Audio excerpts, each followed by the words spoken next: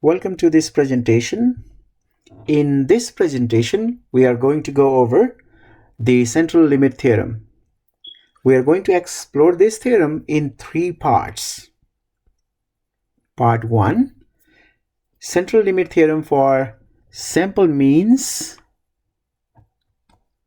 when sample size is more than or equal to 30. So you have, for example, you have a population and you don't know about the distribution of the population, whether it's normal or not. All you know is you know the mean of the population and you know the standard deviation of the population. From this population, you are drawing samples of size n, where n is greater than or equal to 30. And you are calculating the means of each sample and you are constructing the sample means, the probability distribution for sample means. So along the x-axis you are plotting the sample means, and when you draw the probability distribution, your probability distribution for the sample will be approximately normal. That is the central limit theorem for sample means with sample size more than 30. And the statement is, if random samples of size n greater than or equal to 30 are drawn from any population with the mean mu and standard deviation sigma, the sampling distribution of sample means approximates a normal distribution. Let's take an example based on the first part of the central limit theorem. So here is the example. The average amount of red meat a person consumes each year is 196 pounds with a standard deviation of 22 pounds. If a sample of 50 individuals is randomly selected, find the probability that the mean of sample will be less than 200 pounds. So here they have given for the population, the mean is 196 and its standard deviation is 22. Also, the sample size is 50. What we have to do is we have to find the probability that the mean of the sample will be less than 200 pounds. So here, about the population, all you know is the mean and the standard deviation. You know the sample size is 50. So you can say here, your sample size is equal to 50, which is more than 30. So since the sample size is greater than 30, the sampling distribution of mean is normally distributed from central limit theorem. So we can say sampling distribution, let me write that,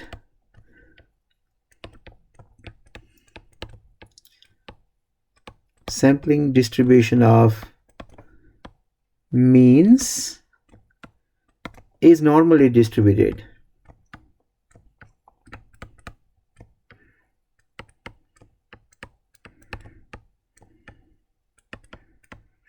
So along the x-axis, you can have the sample means so that the probability distribution will be normal.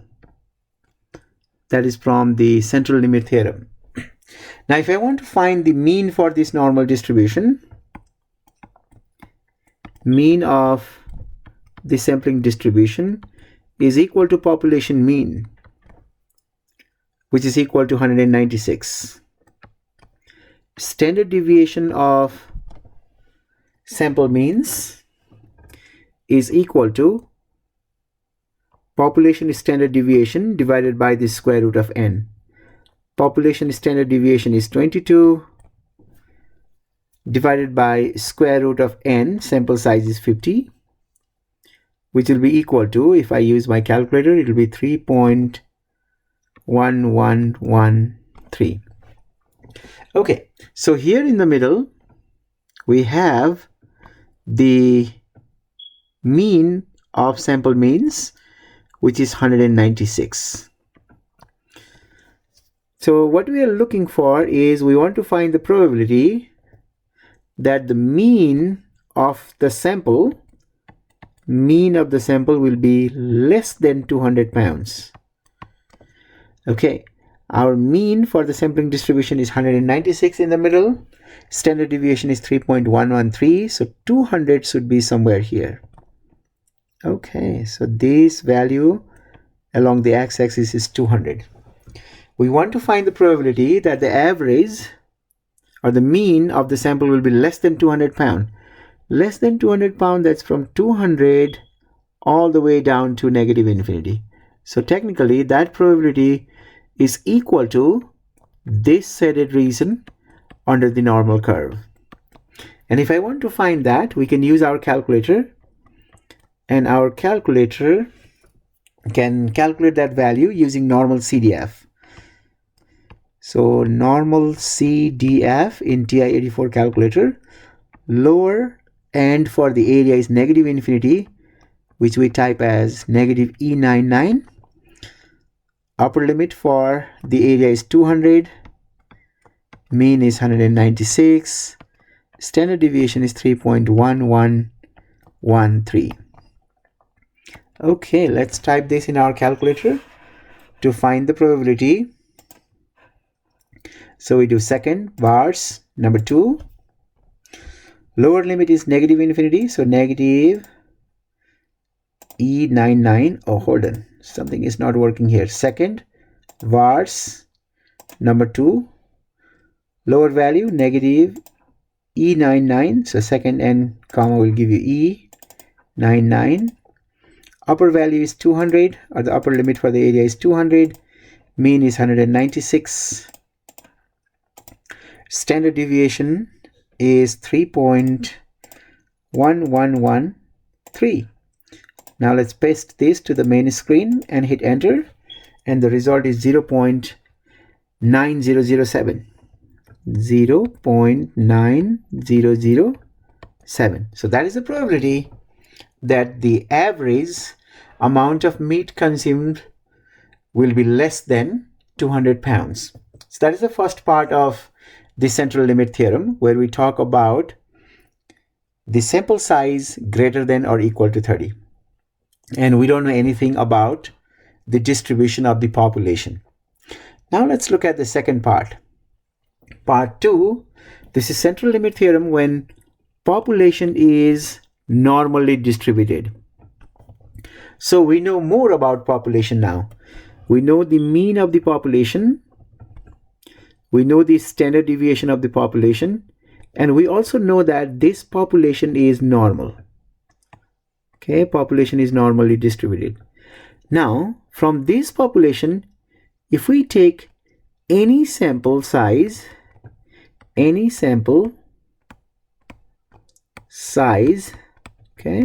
your sample size is any. It can be 10, it can be 15, it can be 20, it can be more than 30, it can be 100, it can be any.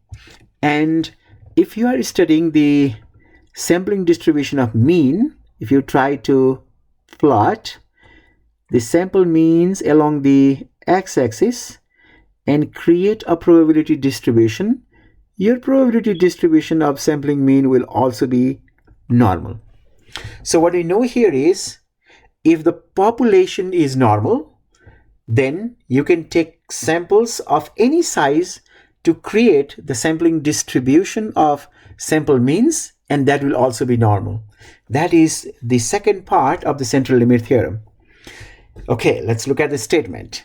If random sample of any size n are drawn from population that is normally distributed, then sampling distribution of sample mean is normally distributed.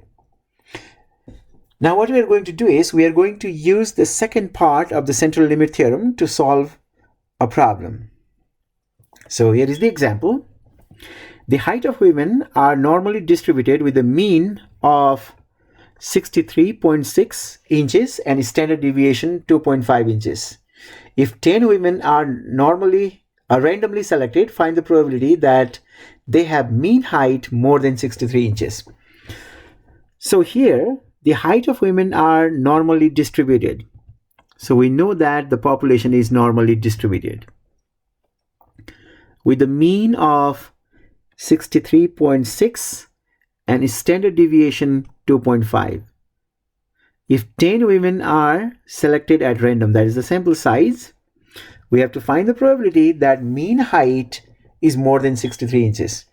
So here, population is normal, meaning your sampling distribution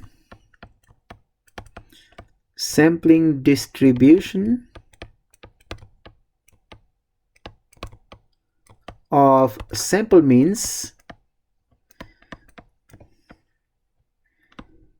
is normal. That is the meaning of the second part of the central limit theorem. So if I plot the sample means along the x-axis, then this distribution of the sample means will also be normal. Okay, that is normal. And if I want to find the mean of these sampling distribution of mean, which is mu sub x bar, that is equal to population mean, or 63.6, and standard deviation of sample means is equal to population standard deviation divided by square root of n, that is equal to population standard deviation is 2.5 divided by square root of 10, because 10 is the sample size, that is 0.7906. Now let's see what we want to find. We want the probability that the mean height is more than 63 inches, more than 63 inches. Your mean is 63.6, which is this one, 63.6. We are looking for the probability that the average is more than 63. So 63 should be this value. This is 63. We want the probability that x bar is more than 63. So that's from 63 all the way up to positive infinity. And that probability will be equal to this shaded area under the normal curve. And we can find this using normal CDF in our TI-84 calculator. So this will be normal CDF. Lower boundary for the area is 63. Upper boundary is infinity, or E99. Mean is 63.6. Standard deviation is 0.7906. We can type this in our calculator to get the value. So let me use my TI-84. We press second, vars, and then number 2. Lower boundary 63. Upper boundary is infinity, which is E99. Second and comma will give you E99. Mean is 63.6. Standard deviation is 0.7906. We are going to paste this in the main screen, hit enter, and we get the result, which is 0.7760.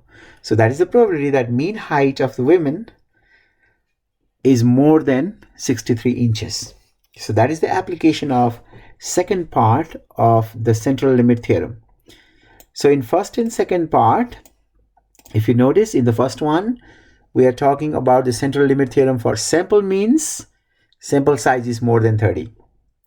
Second one, it is still for the sample means where the population is normally distributed. Now the third one is not for sample means, instead it is for the proportions. So part 3 of the central limit theorem, it is for the sampling proportion. So what we are doing here is, suppose we have any population like this one here. We have any population and we know the population proportion P for the given population. From this population, we are drawing the sample of size n. We are drawing the samples of size n, and we are calculating the proportions here, p hat for each sample. And we are creating the sampling distribution of the sample proportions. So along the x-axis, we are plotting p hat. Now, we don't know anything about the population, whether the population is normally distributed or not. We know the population proportion p, we have sample of size n, and we calculated p hat, and we are constructing the distribution, probability distribution for p hat, or the sample proportions. Now, if n times p is greater than or equal to 10 and n times 1 minus p is greater than or equal to 10, then the sampling distribution, this one, sampling distribution of proportion is also normal. That is central limit theorem part 3. So here is the statement. The proportion of random sample has sampling distribution whose shape can be approximately normal if n times p is greater than or equal to 10 and n times 1 minus p is greater than 10. So let's take an example based on the third part of the central limit theorem. Okay, here is the example. A report states that 48% of high school graduates are interested in STEM discipline. A random sample of 90 freshmen is selected.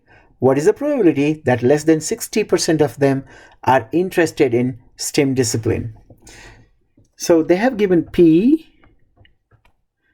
for the population, proportion of students or high school graduates who are interested in STEM, 48. So 1 minus p will be 1 minus 0.48, that is equal to 0.52. That's your 1 minus p. And we are talking about a sample size n equal to 90 because we are studying 90 freshmen, and freshmen are high schoolers. We have to find the probability that less than 60% of them are interested in STEM discipline. Now, we don't know anything about the population, whether it's normally distributed or not. We know the population proportion P, which is 0.48. We know the sample size N, which is 90. Now, let's calculate two things here.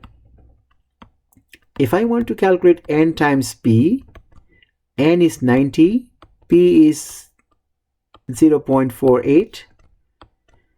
Let's multiply this in our calculator, which will be 43.2. That is greater than 10. Also, let's calculate N times 1 minus P. N is 90.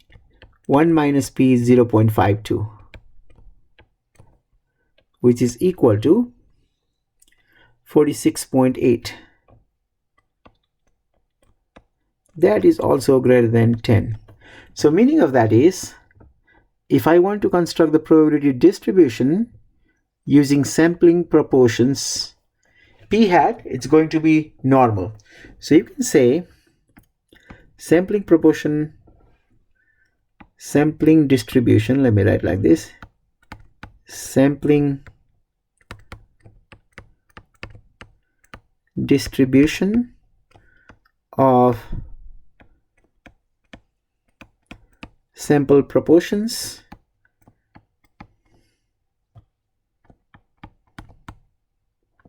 is normal. Sampling distribution of sampling distribution of sample proportions is normal. So if it is normal, then we have the mean over here. So the mean of the sampling proportions, mu sub p hat, will be equal to p, which is 0.48. That is the mean. And the standard deviation of the proportions, sigma sub p hat, is equal to square root of p times 1 minus p over n, which is equal to square root of p is 0.48, 1 minus p is 0.52 divided by the sample size is 90, which is equal to, if I use my calculator, this will be equal to 0.0527. Okay, let me write this nicely. 0.0527, that is the standard deviation. Now what we are asked to find? Now we want to find the probability that less than 60% of them are interested in STEM discipline. So we want the probability that p hat is less than 60%, less than 0.6. Okay, that is equal to, let's find out. So 0.48, our mean is here in the middle, 0.48. 0.6 will be somewhere here. We want to find the probability that p hat is less than 0.6. That means I'm looking for this area under the curve. Area under the curve from 0.6 all the way down to negative infinity. And if I want to find that area, I can use normal CDF in TI-84 calculator again. So this will be normal CDF. Lower limit is negative infinity, so negative E99. Upper limit is 60%, 0.6. Mean is 0.48. Standard deviation 0.0527. Okay, that is equal to, let's use our calculator and find the result. So that should be equal to, one second.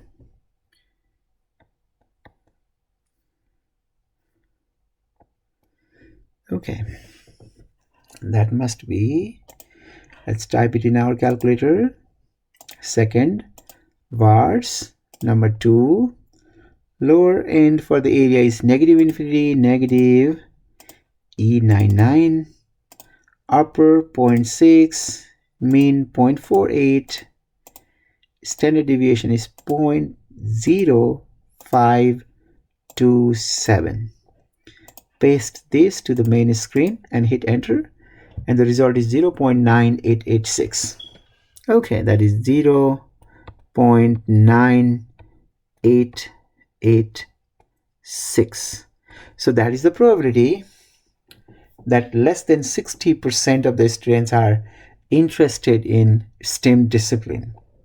So that is the third and the last example from the central limit theorem. So in this entire video, we explored central limit theorem in 3 parts.